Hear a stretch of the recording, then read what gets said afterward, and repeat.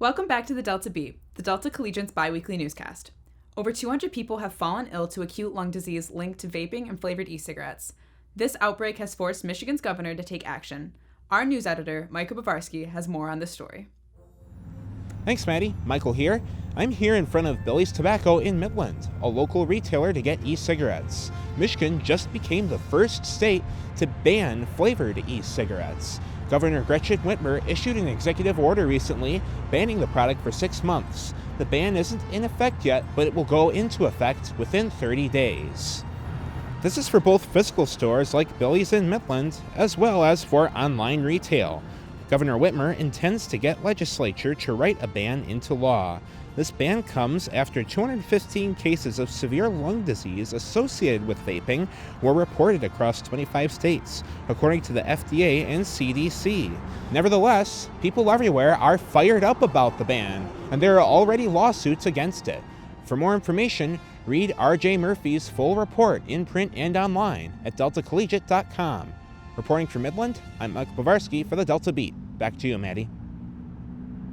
Make sure to check our social media accounts for updates as that story develops. Next up, we take a walk in the woods with writer Crystal Gwizdala as she teaches us about woods bathing. Hi, welcome to another segment of Microwaves Don't Give You Cancer. I'm Crystal. Today, we're going to talk about forest bathing, and what better place than Midland City Forest. You'll be relieved to find that forest bathing does not involve being naked in the woods. Or maybe you're disappointed. I don't know you. So let's take a hike in the woods and talk some numbers. The average American spends more than 90% of their time indoors, which is kind of depressing. Yeah, it's comfy to be inside, but we're so comfortable we barely feel alive anymore. We've become so segregated from nature that we think of it as a separate entity altogether. Let me recite you a poem from Alan Watts. You didn't come into this world, you came out of it. Like a wave from the ocean. You are not a stranger here. So what is forest bathing? Forest bathing is a Japanese therapeutic technique called Shinrin-yoku. It literally means forest bath, or taking in the forest. It's important to realize that forest bathing is not a treatment for anything, rather it's more of a preventative measure.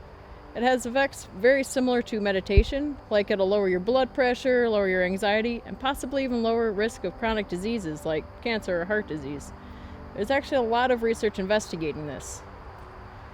Alright, Crystal, so how the heck do I forest bathe? Well, I'm glad you asked. Get outside, right now. Step 1. Doesn't have to be an enchanted forest or fairy meadow, just get outside. Park is fine. What's most important is that you immerse yourself fully. Engage all of your senses. So don't bring your phone with you, don't listen to music, don't text your friends. If you have to bring your phone, just turn it off. So you want to be looking around you, looking at all of the beauty and the majesty. You want to be tasting the fresh air, feeling the sun on your face, smelling the pine, listening to the birds and the leaves and the chipmunks scurrying around, all that good stuff. Now I know what you're thinking, but Crystal, there's mosquitoes and spooky spiders outside. Don't let that deter you. They're just trying to live their best lives like you and me. If you're not the outdoorsy type, check out my article in the Delta Collegiate called Take a Hike in the Tri-Cities. There, I review some of our local hiking trails and bring you the highlights. Now remember, to forest bathe, you don't have to be naked. Please wear clothes. This has been another segment of Microwaves Don't Give You Cancer. Back to you, Maddie. For more information on these stories and much more, make sure to pick up your printed copy hitting newsstands Tuesday, September 10th. You will find updates on Delta's downtown Saginaw Center, as well as a follow-up on the new observatory being built on Delta's main campus. Don't forget that all of our articles are also available on our website. My name is Madison Godey, and you've been watching The Delta Beat.